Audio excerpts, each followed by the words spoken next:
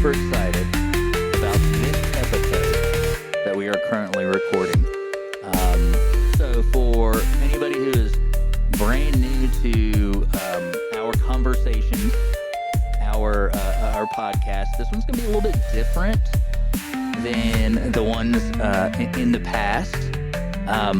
Very excited because not only is Laura with me, but I have my parents with me as well. And so we're going to be having a conversation between the four of us, which is kind of a stretch, right? Before we've done where we'll have one person call in or actually video chat. Right. And we have our conversations that way. But now there's four people, right? So we're moving on up. No. And it's what, huh? I just dated myself. Would you? East side. Right. So it's funny you say that. So what's really cool about this too is that it's almost like it is almost like a crossover episode. Yeah, because that's true. you and I we do this thing and we have a lot of fun, and then also when we have time, which seems to almost be never lately, my dad and I we'll do a podcast together too. That's focused on scripture and walking through different passages and talking about it and kind of expounding. Is that the right word? I believe With all the Expressing. education, what's that? Expressing. You would think with all of the education that I am in debt for, I would know words better than I do. But, I digress. So anyway, so we're all kind of come together and we're going to talk about something that has kind of weighed heavy on our hearts, and looking at the state of society, which, putting it that way, sounds pretty huge. And it's like, well, how do you talk about something like that? I was looking just the other day, or actually even today too, and I try to stay away from the news, like just get the little bits and pieces that I have to know what's going on in the world around me, because it can be quite depressing. I was looking at just in the last 3 months, there's been a handful of these mass shootings. We hear stories of, there was the politician whose house got torched up north. Was it Minnesota? I don't know, because I watched the news less than you. Pennsylvania. Governor of Pennsylvania. The governor of Pennsylvania, that's what it was. And just like these horrible, violent acts. There was, Charlie Kirk. And him being shot because somebody came to the conclusion that what this person is saying is so dangerous, that these words are so dangerous to me that I need to act out in violence. And then, of course, if you're listening to this, you may be wondering, well, what does that have to do with special education? We see the same things in the schools around us. I read a story, I don't remember when it was. It wasn't too long ago that we were talking, Laura, about a teacher that had been arrested because, let's see if I get this right. They were trying to get the student to eat. The student vomited, and they force-fed the student his own vomit. Right? So there's these stories of these kids who don't necessarily have the ability to share what goes on in their classrooms. And so there's things that are taking place that we don't even know about. And while we would love to look at laws and we would love to look at authority and we'd love to look at all these different ways to minimize the suffering, the pain, the wrongdoing, I believe that we have to start with ourselves and ask the question, what happens when we become compassionate people?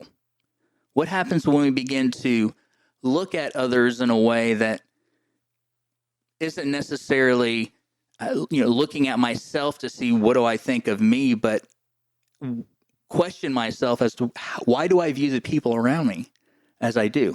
What would cause that teacher to think it was a good idea to do that to that student? What is it that would cause somebody to think it's a good idea for me to burn down somebody's house, or to go to a homecoming and start shooting, or to walk into a church and start shooting. Like, this is the next logical step in my life based on what I hear, what I see, and what I feel. And just like, I know I've heard both you and your dad, and we've had conversations. People don't just wake up one day and that's the choice they make.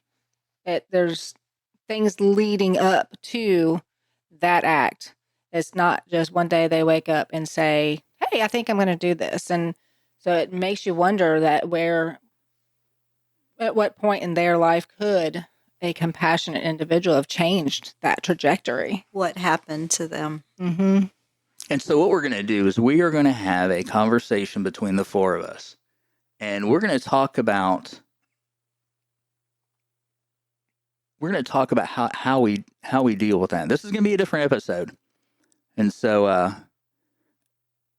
think people need to hold on, prepared to be uncomfortable, but we ask that you just, at the very least, listen to what is said and consider the things that are shared. So, first things first, what is compassion?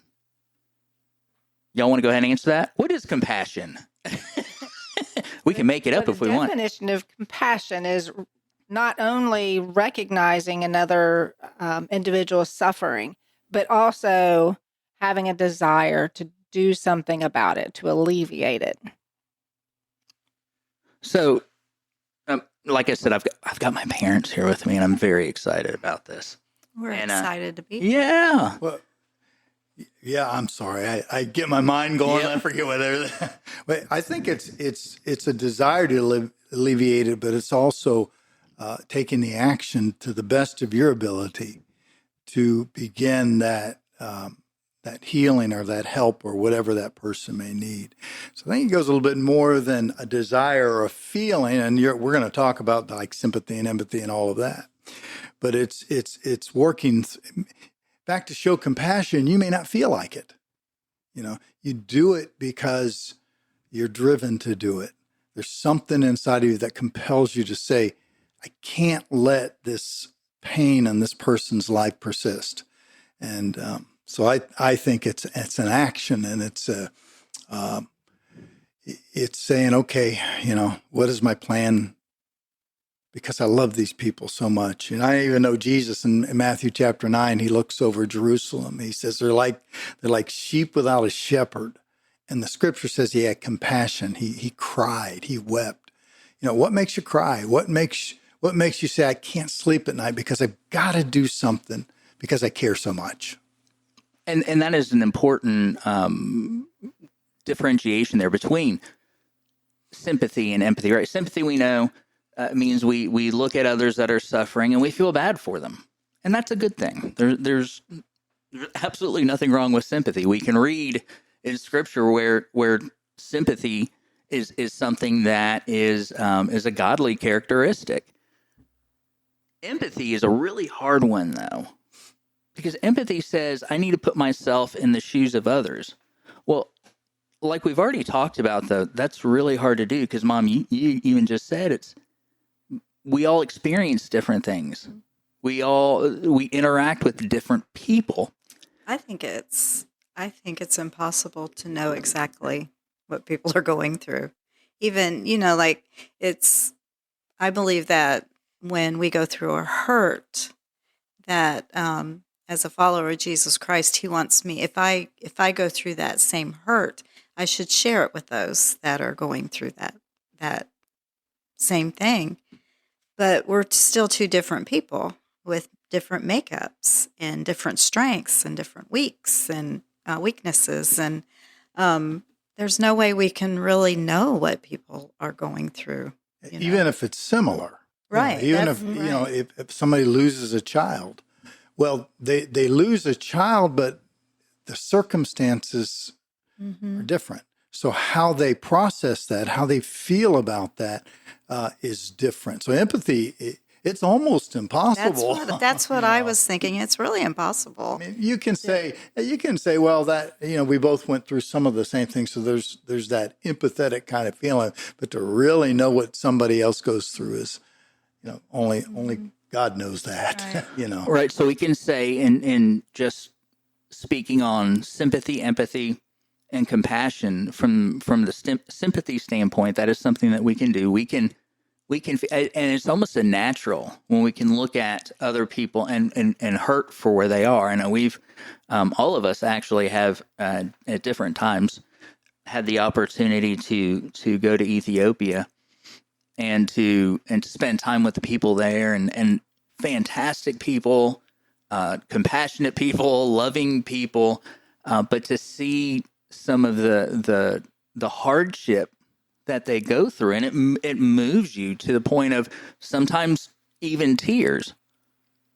We can't empathize with that, right? Especially in our country. So things we don't deal with in our country, we don't deal with starving people in our country.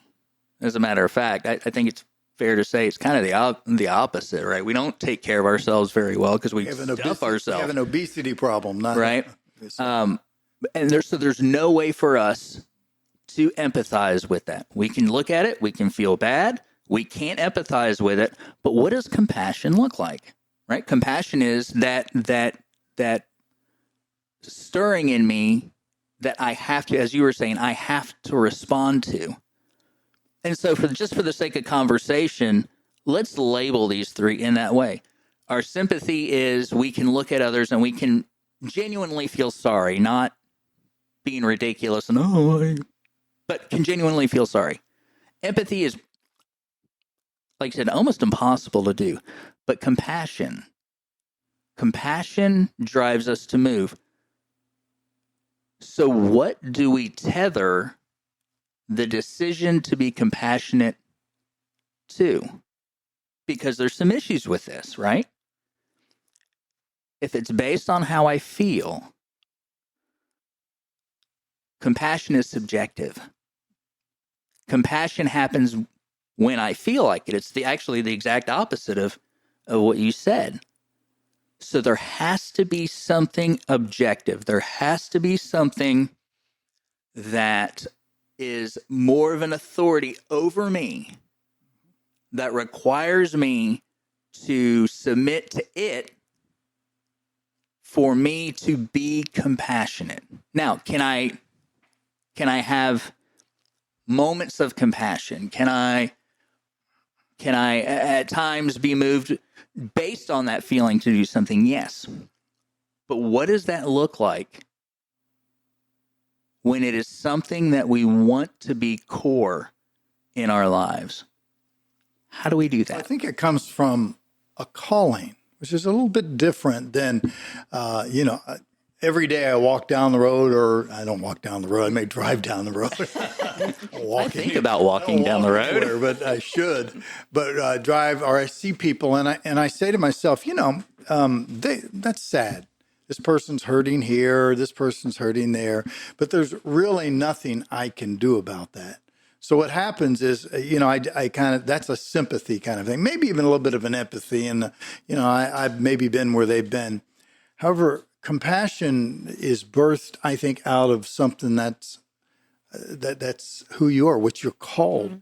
Mm-hmm. And I can only attest to that personally in my life. I've been called to the gospel message, to preach the gospel. And because I understand the incredible results and effects of the gospel. So for me, it's a calling, something that I have to do. I have to say, I have to. And I think everybody's got some kind of a calling to their life. Mm-hmm. They may not be a preacher of the gospel, but God may put them in a situation where not only do they empathize a little, sympathize, but now they have this compassion where they can make a difference. That maybe I can use my sister for an example. My sister Lori, when my dad was dying, she tended to him. She took care of him. And she did everything she could to help him. And out of that birthed within her a compassion to care for people. And at 50 years old, she became a nurse and cared for people. And so something of that nature, maybe with your situation, of course, with Xander, who, I remember when his diagnosis first came in, how difficult that was for you, Jared. And but rather than being upset and wondering what do I do, God developed in you and in Laura, because I've seen her deal with these kids, develop within you, and Xander especially, a calling. This is maybe something more than I do in my home. This is something I do with and in my home is my life, but I do with my life. And I think compassion on a long scale, long haul level is something that we say, this is just something I have to do. It's something within my heart. And it doesn't matter who insults me. It doesn't matter who makes fun of me. It doesn't matter who ridicules me. I've got to do this. Now, it may not always go to that extreme, but I think within everybody, whatever your situation, whatever the situation maybe your child's in, or a friend of yours is in, God will, I think, place within you a kind of calling to help you exhibit compassion. And often it's sacrificial. Yeah, absolutely. Yeah, quite often. Yeah, compassion is not because it may make you feel good, but it's not about a feeling. Right. It's about, you love your kids and you have compassion for your kids.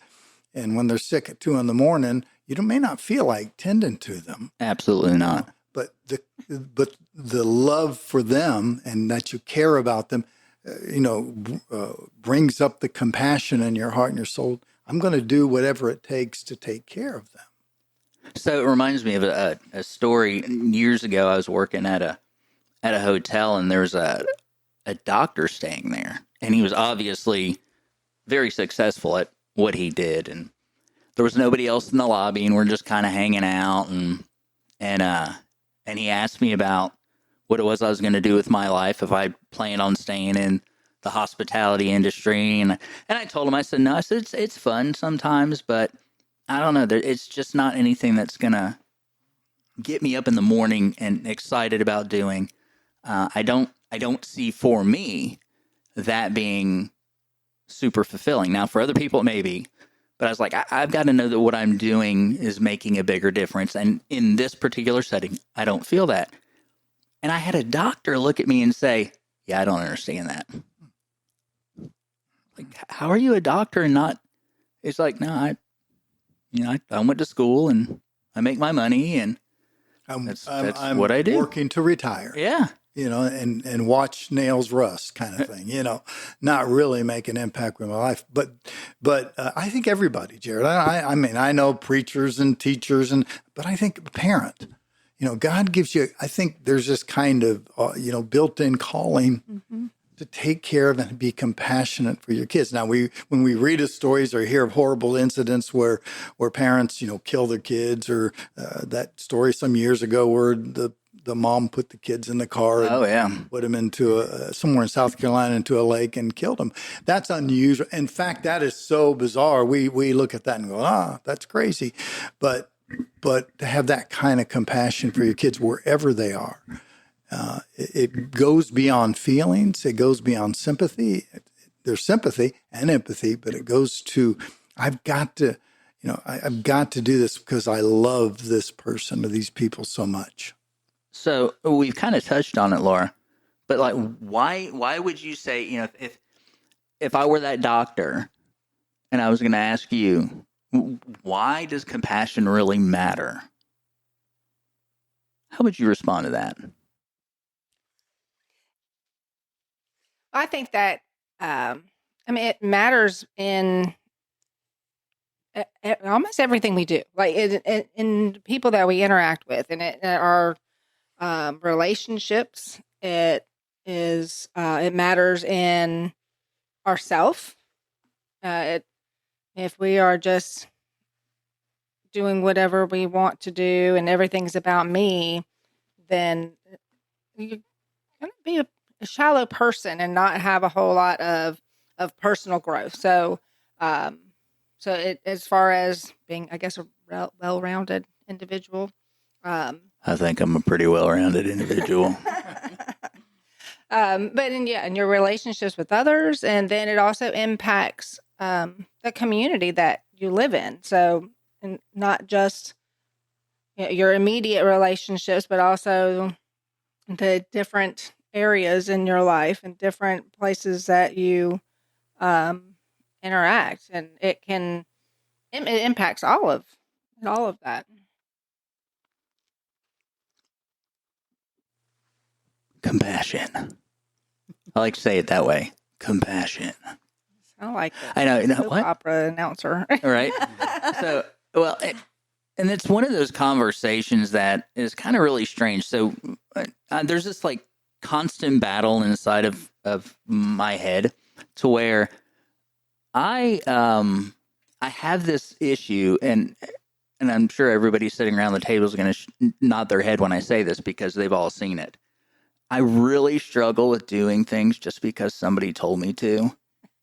Like I was that kid who, you know, it could be something as silly as, you know, we get up in the morning and mom says, "Hey, remember today's your dad's birthday. Don't forget to tell him happy birthday." And I'm like, well, I could have came up with that on my own. So I'm not going to tell him right now. I'll wait and tell him when it's my idea. And then I would forget. Right? That's me. That's how I'm not saying it's right, and I work on it, but that's how I'm wired. Which is why I have to say, you might want to consider. You might want to consider. Here's an idea. If you would like to write this down, look at it later when you're on your own, and feel free to make whatever decision it is that you want to make, and it can be your idea. The problem with that, though, is that does come from it comes from a perspective of I'm in control, right? And there's this almost like a power struggle that happens in our lives where, we have to establish ourselves. We have to jockey for position. We have to be in control of what is going on. And it almost seems as we have this conversation, it's very difficult to be the master of your universe and be compassionate at the same time. Absolutely. Like it's one of those things that we cannot do. And so one of the things, when we talk, of course, we look through the lens of teachers working in special education, and we learn how to say the right things. Right? We can when we're working with kids, we can say, yes, I've had the training. I will not have a power struggle with this student because it's not most important that I'm right or that I'm in control. I understand that what's most important is that this student can become the best student they can be. So I understand that there's not going to be any power struggle. I understand that I'm going to speak to them in a calm way. And I understand that when we walk down the hall, I'm going to praise them, and I'm going to let them know that I'm so glad that they're walking down the hall in the right manner. And then life happens. And then that kid wants to be a stinker. And it's funny, like all of that just runs right out your ear. I said ear. It's okay. I didn't ear. E-A-R. Heard you. Oh, you gave me a look. Sorry. Like I was talking about my butt. Sorry. See, I've got problems. But anyway, back to what I was saying.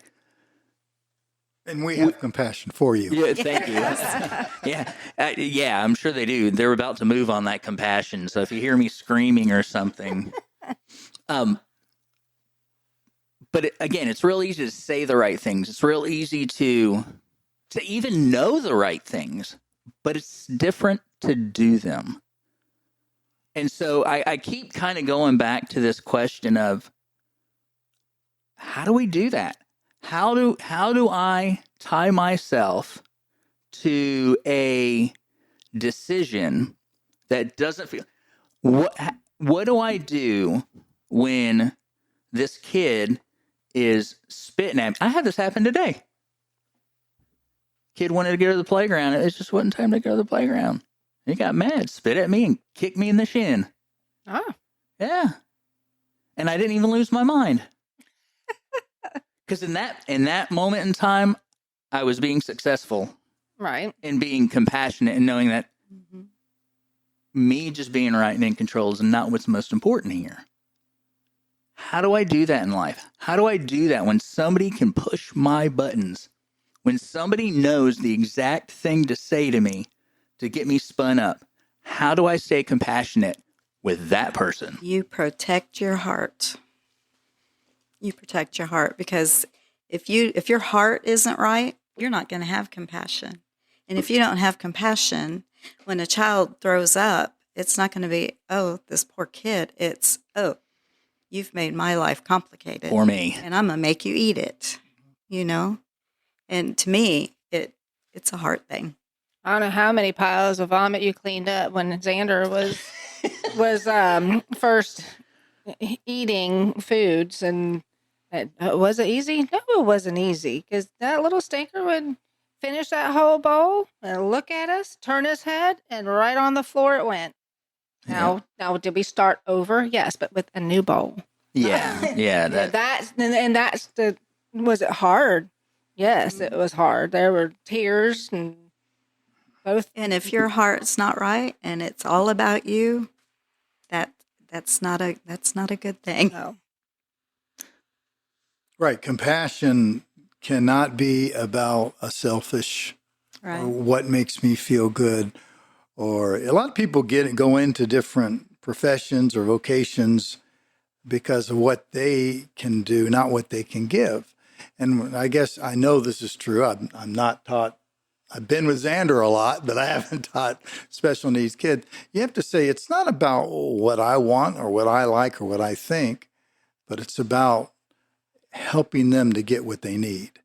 And when that kind of heart happens, when the hurling happens and when the difficulty happens, you see past that. You see past yourself and you say, I'm not going to be about myself, even though I feel like being about myself. Like I feel like saying, I don't want to deal with this. But I say I deal with it anyway, because that's what compassion is, caring for those who can't care for themselves. So I can't get over, I'm sorry. No, go ahead. I still can't get over the doctor saying he can't understand the whole compassion thing. You would think, because most of the time you hear people going into the medical field because they have compassion. So that's real weird to me. Well, sometimes they go into their fields because of prestige or power That's true. or possession or money. So That's why we went into special education. I know. All three of those. Because You got a lot of power there, don't you? and I think that I can remember times thinking, why is my shoe getting wet? Looking down and there's a kid peeing on it. I'm like, this is what I got. This is what I got all of that student loan debt for. But no. And I do love the kids. I'm being silly. I don't know if the kids ever peed on my shoe or not. It's very evident that you both love the kids. But something that I say things like this all the time. Something we talk about a lot, but we really do. Something that we've talked about a lot is how we only perceive the world through our eyes, right? From a psychological, from a physical, we are in the middle of our life and we are watching everybody else operate around us. And so it is incredibly easy for us to believe that we are the center of our universe, right? I mean, it makes sense. Not that it's right, but it makes sense. And so as we look around at the people around us, and we kind of alluded to it a little bit earlier, is that the way that I'm seeing the world around me has been shaped and molded through all of my experiences over the course of life, right? And my interactions with my parents, my interactions with my siblings, my interactions with friends, with teachers, right? All of my interactions in life shape and mold the way I look at the world. And if I leave it to that, that will be how I live my life. It's almost a reactionary lifestyle. I'm allowing everybody to shape and form the way I look at the world around me. And it's very, very difficult for anybody to say, oh, wow, this is the wrong way to see the world. I need that to change. So what if, we're going to have to wrap this thing up in a minute. What if somebody is listening, like I would say two of our listeners, but Mom's here, so there's one other one out there. If that one listener says, you know what, I believe there's some truth to what this weird Curtis family is talking about. I recognize in my life that I am void of compassion. I may do some compassionate things on occasion, but my overall perspective when it comes to my job, my family, my whatever, my overall perspective is lacking compassion. What is it that I can do? How do I change who I am? How do I change the way I see the world? How do I change the way I view my family, my kids, years ago as a youth pastor, and I used to tell the kids that if you want to get an idea of the person that you're dating, if you want to get an idea how they would treat you in a marriage relationship, watch your girlfriend and how she interacts with her dad. Watch your boyfriend and see how he interacts with his mom, because what's happening is they're being taught how to view the world, and they're being taught how to view your relationship in that house, whether they're doing it on purpose or not, right? We're all being shaped, we're all being molded by our experiences. What if I'm somebody right now that says, I obviously am lacking compassion in my life. I'm lacking it in my relationships. I'm lacking it in my job. Like, I'm just viewing my job as a job. Even talking about the hotel. When I was working there, I could still be compassionate to those there. I could still, in that setting, put them as a high priority in my life to move and to care for and to help take care of them the best that I possibly can. How does somebody change who they are to be more compassionate? You want me to preach? Because it does. You don't change who you are. Yes. I'm open to an idea. I don't think you can change I don't think only God can change I who a agree. person is. And what, with the whole, and I'm a Christian, so I'm coming from that perspective. But the whole Christian life is about, I think its foundation is humility, where I say, humility is not thinking less of yourself, it's thinking more of others. Humility is not thinking less of yourself in a biblical sense, is thinking more of Christ. And one of the big scriptures that a lot of people don't like to use is the scripture that says, "Deny yourself." And you have personal growth, relationships, and community impact. Well, it all starts with denying yourself, not doing what feels good to me, not doing what I want to do, but with doing what's best for the people that I'm around and that I have any kind of connection with. But in a real spiritual sense, it's saying, God, I want to put you first in my life. Because when we learn to put God first in our lives, something really amazing happens. We learn to put other people first in our lives.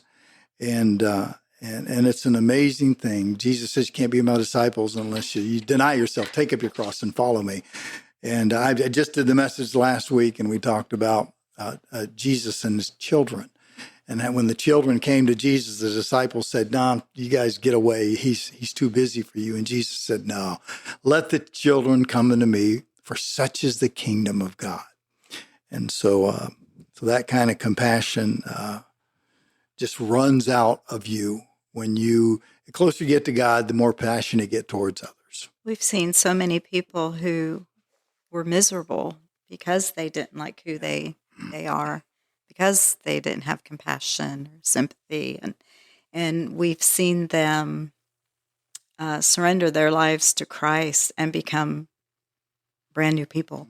And that's biblical. You become a new person, and it's an amazing thing to watch. That's the evidence. Mm-hmm. That's the evidence. Yeah, left to ourselves, we're just going to end up on autopilot and just going through the motions and going through, okay, this is what I have to do today. Today I have to do this, and I have to do this, and I have to do that. And when something gets in the way of us on this autopilot, that's when the things those horrible things happen Yes. Mhm. with like the story we're talking about with the child that vomited. Nope. Okay, now you're in my way. I, Mhm. like you said, Robin, they made it about them, and then you impacted my life, and so now I have to do something. But right when we have Jesus to guide us, that's Mhm. when we can see this child that is learning to eat and vomits, whether they're being a stinker and being defiant, or whether there is really something like, oh yeah, they don't like mashed potatoes, Mhm. and Yeah. you can take a step back and say, okay, why did this happen? Not just Mhm.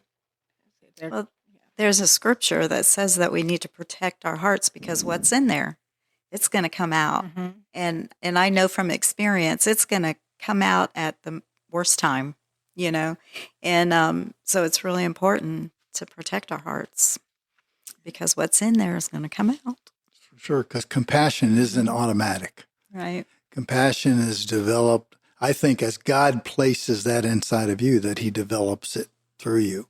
That's why a truly converted person who comes to Christ is one who will be a compassionate person. But people who play church or play religion, their self-centeredness is going to come out. But if we can learn to allow Christ to just live and grow and thrive in us, the compassion will flow out of us. Mm-hmm. Not that we don't have to learn it and grow in it and allow it to It be doesn't developed. come in all us. at once, that's Right, for sure. right. It's So- a process. Just like us becoming adults or becoming who we are in life. It's that, again, that process. There's things that are taking place. There's influences that are going on. And when your influence is the creator of the universe who specifically decided to make you, well, it changes everything. It changes everything. I can say this, and we're going to wrap up our conversation. This is one that we might have to get back together again on this one. We got a lot to It's cover. be continued. I think but- we just barely scratched the surface. Thank you here. for inviting us. This Thank you has for been letting us be a wonderful. part of this. We But I- Love guys. you. We're I'm so proud of you. And let me just say this one thing, and I've seen the compassion in both of your lives Yes, in definitely. amazing ways, in ways that people don't know about, but I get to see it. I've seen you both. God just take a hold of your heart and your lives, and the major impact that you're making on families and children. Thank you so much. God bless you.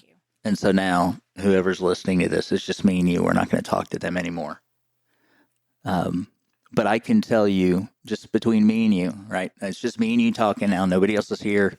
Laura and mom and dad aren't listening anymore, and neither is anybody else. I've grown up in this area where we live.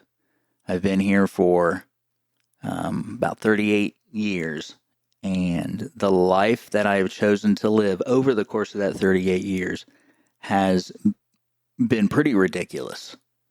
There have been a lot of poor decisions. There have been a lot of responding to feelings versus doing what we know to be right, what I know to be right. And I got to tell you, it is the compassion of the people that have been around me during the course of my life that has helped me to live a life that I believe is more productive and more fulfilling than ever before. It has nothing to do with talent. It has nothing to do with knowledge. It has nothing to do with anything that we can drum up on our own. But the compassion of people around me changed my life and allowed me to move in a direction where I had the opportunity to impact other people's lives as well. And again, it's just me and you. Consider that. Think about that. Think about the person you have a desire to be. And hey, if you want to, you can reach out to us. You can shoot us an email. You can get us on Facebook, and we would love to talk to you more about how to become that person that your Creator desires you to be. We'll talk to you next time.